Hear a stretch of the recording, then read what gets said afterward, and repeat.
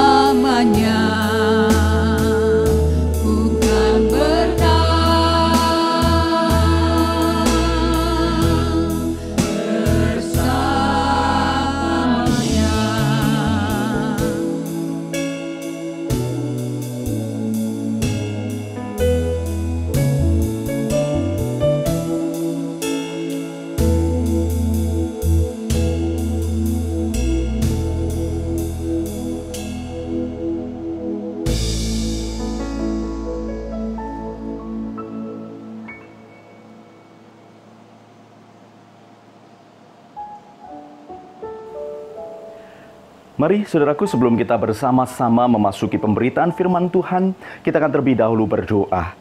Kita akan menaikkan doa melalui nyanyian Isilah Mataku dengan Citra Salib-Mu. Mari kita berdoa. Isilah mataku dengan citra salib-Mu, dengan kasih-Mu penuhi hatiku.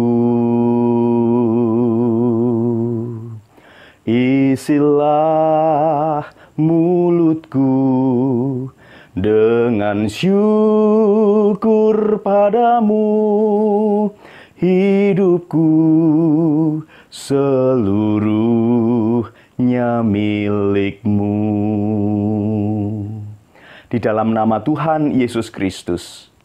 Amin. Bacaan Injil, saudaraku, diambil dari kitab Injil Tuhan Yesus Kristus menurut Lukas pasal 24 ayat 13 sampai 35. Yang demikian. Pada hari itu juga 2 orang dari murid-murid Yesus pergi ke sebuah kampung bernama Emmaus yang terletak kira-kira 7 mil jauhnya dari Yerusalem, dan mereka bercakap-cakap tentang segala sesuatu yang telah terjadi. Ketika mereka sedang bercakap-cakap dan bertukar pikiran, datanglah Yesus sendiri mendekati mereka, lalu berjalan bersama-sama dengan mereka. Tetapi ada sesuatu yang menghalangi mata mereka, sehingga mereka tidak dapat mengenal Dia.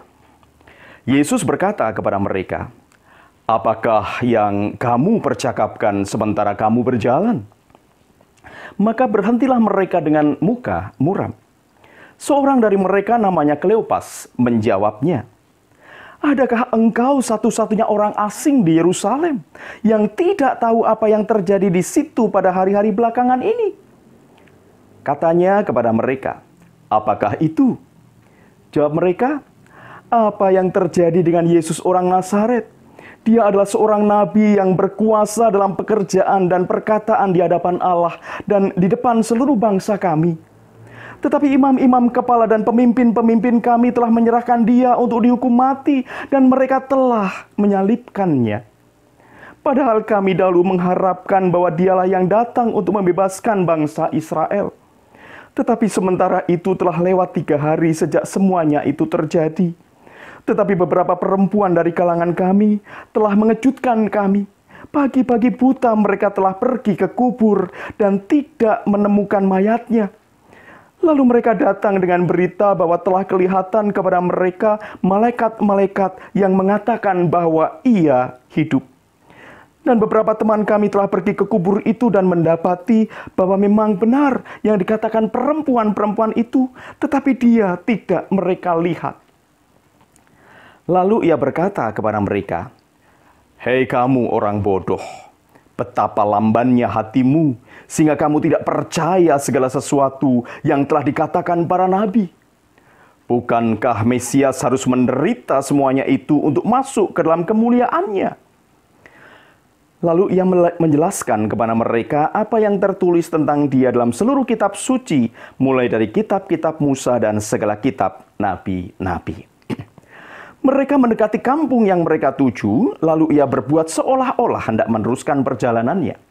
Tetapi mereka sangat mendesaknya, katanya, "Tinggallah bersama-sama dengan kami, sebab hari telah menjelang malam dan matahari hampir terbenam." Lalu masuklah Ia untuk tinggal bersama-sama dengan mereka. Waktu Ia duduk makan dengan mereka, Ia mengambil roti, mengucap berkat, lalu memecah-mecahkannya dan memberikannya kepada mereka. Ketika itu terbukalah mata mereka dan mereka pun mengenal Dia, tetapi Ia lenyap dari tengah-tengah mereka. Kata mereka seorang kepada yang lain, "Bukankah hati kita berkobar-kobar ketika Ia berbicara dengan kita di tengah jalan dan ketika Ia menerangkan kitab suci kepada kita?" Lalu bangunlah mereka dan terus kembali ke Yerusalem. Di situ mereka mendapati ke-11 murid itu. Mereka sedang berkumpul bersama-sama dengan teman-teman mereka. Kata mereka itu, "Sesungguhnya Tuhan telah bangkit dan telah menampakkan diri kepada Simon." Lalu kedua orang itu pun menceritakan apa yang terjadi di tengah jalan dan bagaimana mereka mengenal dia pada waktu ia memecahkan roti. Demikian pembacaan firman Tuhan. Yang berbahagia adalah setiap kita yang mendengarkan firman Tuhan dan memeliharanya di dalam hati. Haleluya. Shalom Aleihim, saudaraku. Renungan pada saat ini berjudul Jangan Ragu. Rasanya tidak ada di antara kita yang tidak pernah mengalami rasa ragu. Anda dan saya tentu pernah mengalami bagaimana rasanya ragu. Karena ragu, akhirnya kita tidak tegas mengambil keputusan. Karena ragu, akhirnya sesuatu yang harusnya kita dapatkan menjadi tidak kita dapatkan karena ragu-ragu. Nah, terkait dengan bacaan kita, saudaraku, kita melihat keraguan para murid. Kenapa? Ya, karena berita tentang kebangkitan Yesus.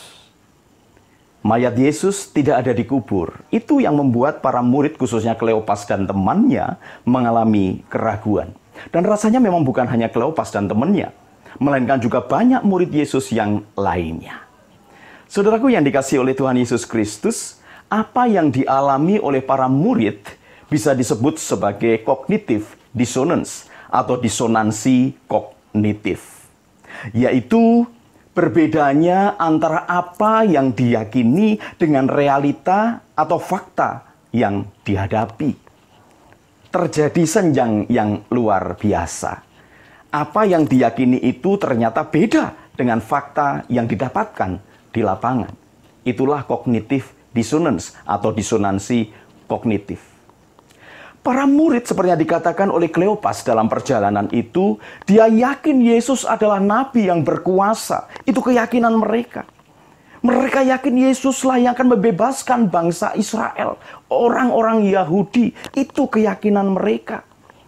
Tetapi fakta di lapangan menyatakan hal yang lain. Tuhan Yesus nyatanya ditangkap. Disebutkan oleh Kleopas tadi jelas sekali. Tua-tua Yahudi dan pemimpin-pemimpin agama menjatuhi hukuman mati dan menyalibkan. Yesus mati. Mereka yakin Yesus akan menempati satu posisi tertentu di mata bangsa Israel. Tetapi realitanya Yesus dihukum mati dan disalibkan. Perjalanan menuju ke Emmaus itu jelas menunjukkan sisi keraguan para murid terkait dengan fakta yang dihadapi di lapangan. Ya. Saudaraku, tetapi kita melihat dalam bacaan kita tadi, jika dibandingkan dari awal hingga akhir, terjadi sebuah perubahan yang luar biasa. Di awal perjalanan, kemurungan yang ada, tetapi di akhir kisah, semangat untuk kembali ke Yerusalem. Nah, artinya kita melihat apa, saudaraku? Ada sebuah proses yang sedang terjadi di sana. Dan proses itu melibatkan Tuhan tentu saja. Proses itu hadir Tuhan. Ya. Nah, saudaraku, proses bagaimana Tuhan mengubahkan para murid dari ragu-ragu kemudian menjadi bersemangat, kita akan sebutkan dengan tahapan ad. Ya. Ada beberapa tahapan ad. Ya. Setidaknya ada 8 ad yang akan kita lewati. Ya. Ad yang pertama, Tuhan melihat. Ya. Di tengah-tengah keraguan itu, saudaraku, Tuhan melihat. Di tengah keguncangan itu, Tuhan melihat. Nggak mungkin kalau Tuhan nggak melihat. Makanya orang Jawa bilang, Gusti ora sare. Tuhan itu tidak tidur. Sebab memang Tuhan melihat. Tuhan memperhatikan apapun juga yang dialami oleh orang-orang di dunia ini. Termasuk para murid. Termasuk kita, para muridnya. Oleh karena itu, saudaraku, karena Tuhan melihat, jangan pernah kemudian kita menjadi ragu, takut, dan khawatir. Karena Tuhan tahu, Tuhan mengerti apa yang kita alami di dalam kehidupan kita. Yang pertama, Tuhan melihat. Yang kedua, saudaraku, Tuhan mendekat. Ad yang kedua, Tuhan mendekat. Tuhan bukan hanya sekedar melihat, karena banyak orang yang sekedar melihat tetapi tidak mau mendekat. Nah, di sini setelah Tuhan melihat, maka Tuhan mendekat. Sisi Tuhan mendekat inilah, saudaraku, yang menunjukkan kepada kita Tuhan yang bergerak turun, Tuhan yang mendekati. Teks Alkitab dari Kejadian sampai dengan Wahyu, saudaraku, menggambarkan kepada kita betapa jelasnya gerak turun Tuhan itu untuk kita. Tuhan yang mendekat. Bukan kita yang berusaha untuk mendekat, tetapi Tuhan yang mendekat. Buktinya apa? Di tengah-tengah perjalanan itu, Tuhan menghampiri mereka dan bertanya, apa yang kamu bicarakan? Itu jelas menunjukkan Tuhan dari posisi jauh, kemudian mendekat setelah Tuhan melihat.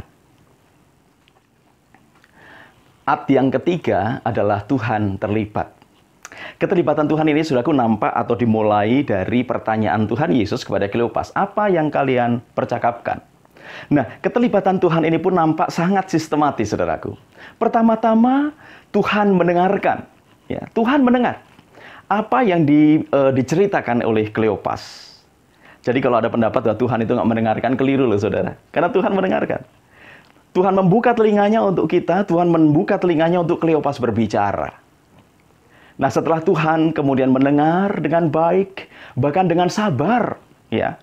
Tuhan dengan sabar mendengarkan. Nah, akhirnya kemudian apa yang dilakukan? Tuhan kemudian menegur Kleopas dan temannya, ya. Hai, kamu orang bodoh. Artinya apa yang didengarkan oleh Tuhan ini bukan sekedar langsung diiyakan, tidak.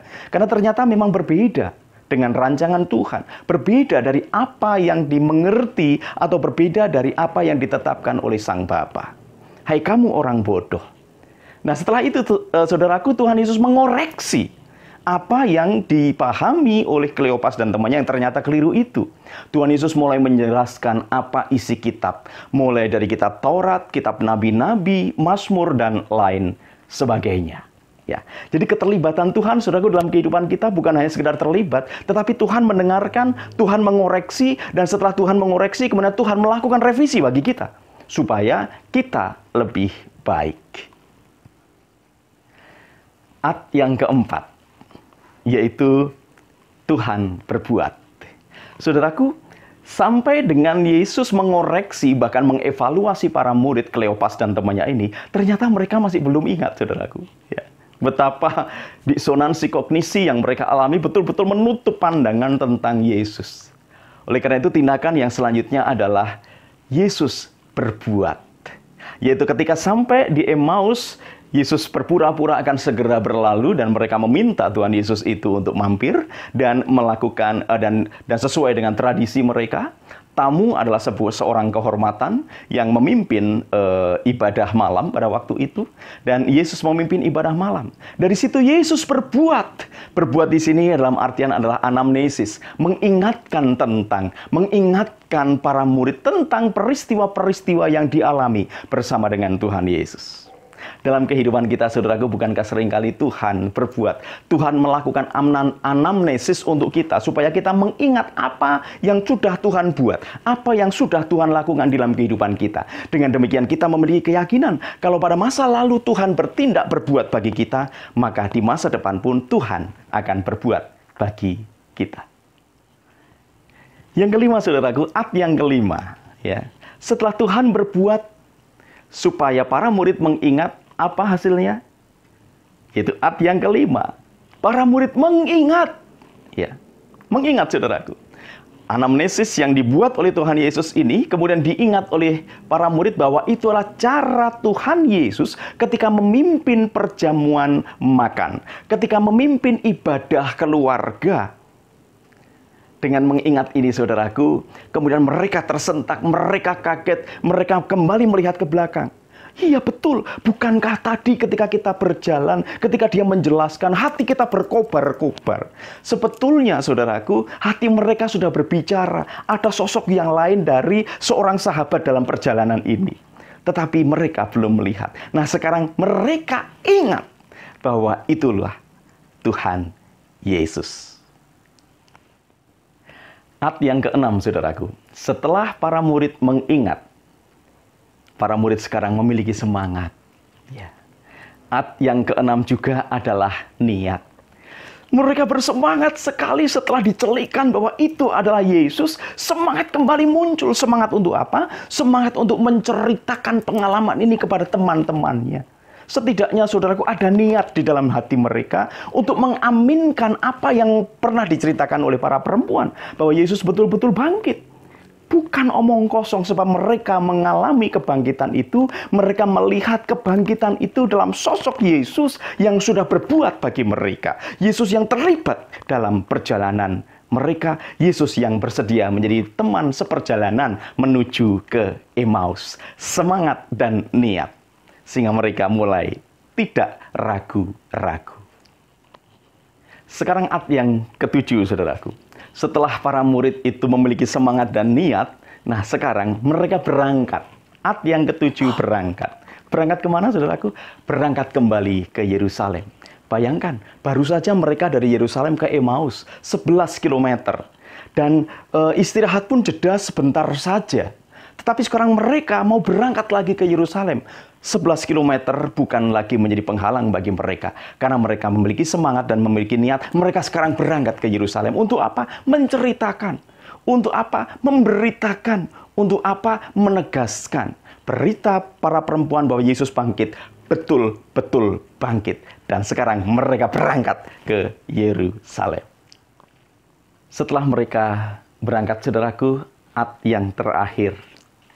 Setelah sampai di Yerusalem, mereka menceritakan pengalaman perjumpaan dengan Yesus itu dan meneguhkan iman para murid yang lainnya. Artinya apa? Ayat yang ke-8, mereka menjadi berkat. Berkat bukan hanya kepada para penduduk Yerusalem, murid-murid yang lainnya, tetapi juga berkat bagi kita. Bahwa kita diyakinkan, diteguhkan bahwa Yesus betul-betul bangkit. Artinya, saudaraku, rangkaian Tuhan memulihkan kita. Dari keraguan, kemudian berubah menjadi sebuah kepastian. Dari Tuhan melihat, Tuhan mendekat, Tuhan terlibat, Tuhan berbuat. Kemudian murid mengingat, murid bersemangat dan niat. Murid berangkat kembali ke Yerusalem dan akhirnya menjadi berkat. Ragu-ragu jika dipertahankan tidak akan pernah menjadi berkat. Oleh karena itu, saudaraku, mari kita berproses bersama-sama seperti yang dialami oleh Kleopas dan temannya ini. Dari keraguan menjadi berkat. Saudaraku, di tengah-tengah situasi pandemi COVID-19, mungkin kita juga digulung atau dikuasai oleh keraguan-raguan. Ragu-ragu tentang masa depan, ragu-ragu tentang hari yang akan kita jalani besok, ragu-ragu tentang rencana-rencana dan selanjutnya. Tetapi saudaraku, kita boleh yakin, kalau ternyata dari keraguan-raguan para murid berubah menjadi berkat dalam sebuah tahapan, dalam sebuah proses, maka yakin dan percayalah. Di tengah-tengah pandemi COVID-19 ini, Tuhan melihat, bahkan Tuhan terlibat. Tuhan mendekat, dan Tuhan mengingatkan kita, saudaraku, dengan berbuat. Supaya kita yakin bahwa ternyata Tuhan tidak pernah tinggal diam. Tuhan tidak pernah tertidur. Ini yang harus kita pegang. Sehingga, saudaraku, Gusti yang tidak tidur itu, Gusti ora sare, Tuhan tidak tidur itu, akan tuntun kita, akan sertai kita, yakin dan percayalah. Bahkan ketika kita menangis, Tuhan pun turut menangis bersama dengan kita. Lihat. Tuhan ada di tengah-tengah para pasien COVID. Tuhan pun memegang tangan para dokter, para medis, dan sebagainya. Tuhan pun saat ini menggenggam tangan pemerintah untuk berjuang bersama-sama membasmi menghadapi COVID-19 ini. Bahkan Tuhan hadir di tengah-tengah gereja. Mungkin altar gereja boleh tutup.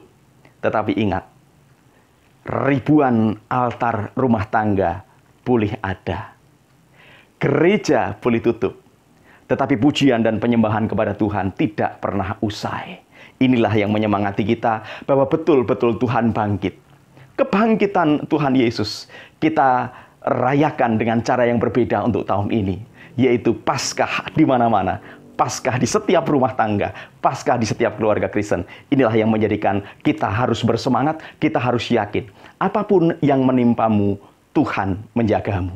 Indonesia akan bangkit. Indonesia akan mampu menghadapi COVID-19. Gereja Tuhan pun akan bangkit menghadapi COVID-19. Selamat berjuang, saudaraku. Tuhan Yesus memberkati. Amin. Saat teduh bagi kita.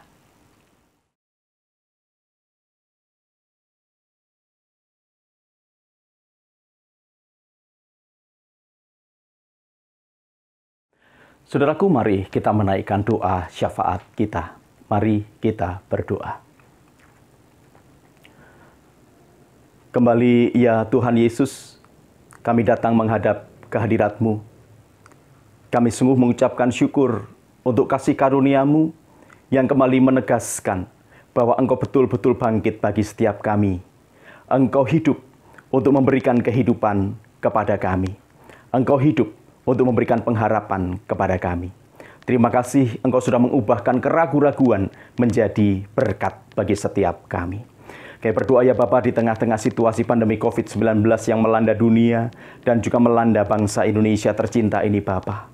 Kami mau mendukung setiap usaha-usaha yang dikerjakan, yang dilakukan supaya pandemi COVID-19 ini dapat segera tertangani. Di tengah-tengah pandemi COVID-19 ini Bapak tentu saja memunculkan begitu banyak hal yang mendukakan kami. Ada banyak korban yang sudah jatuh. Bahkan mungkin itu ada keluarga dekat kami. Kami memohon ya Bapa agar Tuhan boleh menghiburkan kami. Tuhan menguatkan kami agar kami mampu melanjutkan langkah kami. Juga bagi setiap pasien COVID-19 yang masih dirawat di rumah sakit, Tuhan memberkati mereka agar mereka boleh berpulih. Demikian juga ya Bapa, pemerintah kami melalui instansi terkait dimampukan untuk segera dapat menangani pandemi COVID-19 ini Tuhan, yaitu BNPB dan juga Kementerian Kesehatan. Bapak Surgawi, kami juga berdoa untuk para dokter, para medis, perawat, tenaga laboratorium, dan setiap orang yang terlibat di dalam penanganan pandemi COVID-19, termasuk para relawan. Tuhan berikan kekuatan, kesehatan, hikmat bijaksana agar mampu menangani pasien dan merawat pasien dengan sebaik-baiknya. Tentunya ya Bapak, Tuhan bekerja melalui mereka. Tuhan terus memulihkan bangsa ini melalui mereka. Kami juga berdoa ya Tuhan secara khusus untuk dampak-dampak yang dimunculkan dari pandemi COVID-19 ini, khususnya pemberlakuan pembatasan sosial berskala besar atau PSBB. Tentunya ada begitu banyak sektor yang kemudian terdampak. Ekonomi kemudian menjadi sedikit terhambat. Bahkan juga sebagian masyarakat juga kesulitan untuk memperoleh berkat. Kiranya Bapa yang penuh kasih Tuhan boleh menolong para buruh, sopir taksi, driver ojek online yang terdampak. Tuhan memberkati mereka dan Tuhan menolong mereka. Pakailah gereja-Mu Bapa untuk menjadi perpanjangan tangan Tuhan supaya dapat memberikan bantuan di mana perlu. Demikian juga untuk gereja-gereja Tuhan. Terima kasih Bapa. Engkau boleh menolong gereja kami untuk terus hadir, untuk memberikan pelayanan yang terbaik, terus menjadi sarana perjumpaan umat dengan Tuhan melalui pelayanan dan program yang boleh kami berikan. Oleh karena itu ya Bapa, tolonglah agar kami gereja-Mu ini terus mampu berkreasi di tengah-tengah situasi pandemi COVID ini untuk terus dapat melaksanakan tugas-tugas pelayanan kami dengan sebaik-baiknya. Khususnya untuk GKI Kebayoran Baru, Tuhan pakai kami untuk menjadi berkat di mana perlu. Pakailah setiap kami dan panggillah setiap kami Bapa untuk juga dapat meringankan beban sebagian anggota masyarakat yang terdampak COVID-19. Demikian juga Bapak, kalau kami masih harus melanjutkan tugas pekerjaan kami baik di rumah atau juga dimanapun kami berada, Tuhan mampukan kami Bapak untuk terus dapat menjaga kesehatan dengan hikmat bijaksana Tuhan. Kami menjaga diri Bapak untuk terus berjuang memberikan yang terbaik bagi kemuliaan nama Tuhan. Demikian juga ya Bapak, stay at home boleh menjadi salah satu hal yang bisa kami lakukan. Berikanlah damai sejahtera-Mu hadir di tengah-tengah keluarga kami, sehingga situasi stay at home itu pun boleh menjadi berkat. Terima kasih Bapa, kami serahkan kehidupan kami hanya di dalam nama Tuhan Yesus Kristus, Tuhan yang sudah mengajarkan kami berdoa.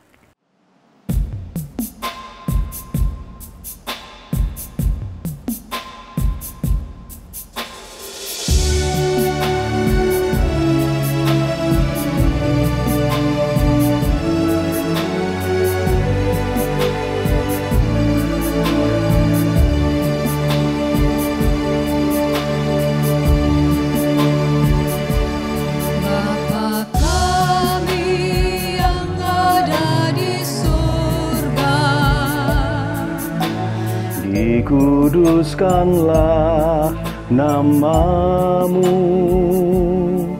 datanglah kerajaan-Mu, jadilah kehendak-Mu di bumi seperti di surga.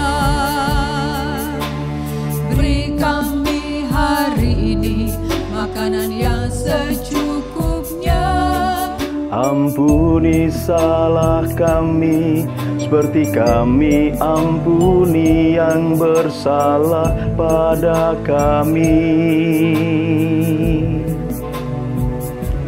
Jangan bawa kami dalam pencobaan, melainkan lepaskan kami dari yang jahat. Sebab Allah yang punya kerajaan dan kuasa Dan kemuliaan sampai selama-lamanya. Amin.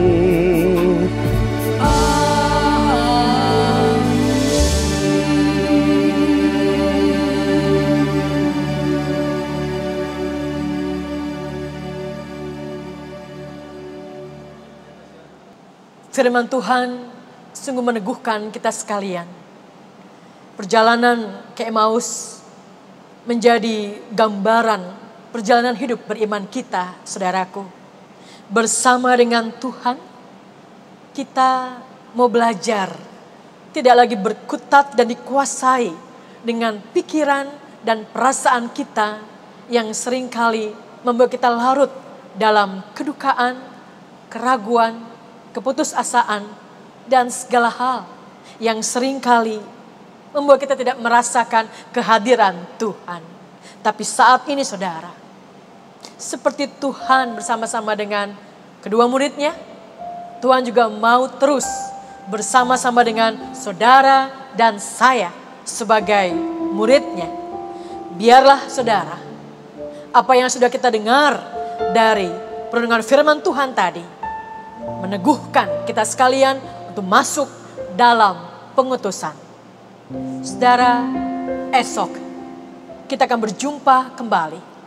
Setelah kita terpulihkan, setelah kita ada pembaruan dan perubahan hidup, maka Tuhan mengutus kita untuk pergi dan mengatakan sukacita ini bagi dunia, bagi sesama. Sehingga semuanya terpulihkan karena Tuhan hidup, Tuhan hadir, Tuhan ada. Selamat malam, sampai kita berjumpa kembali esok. Tuhan memberkati.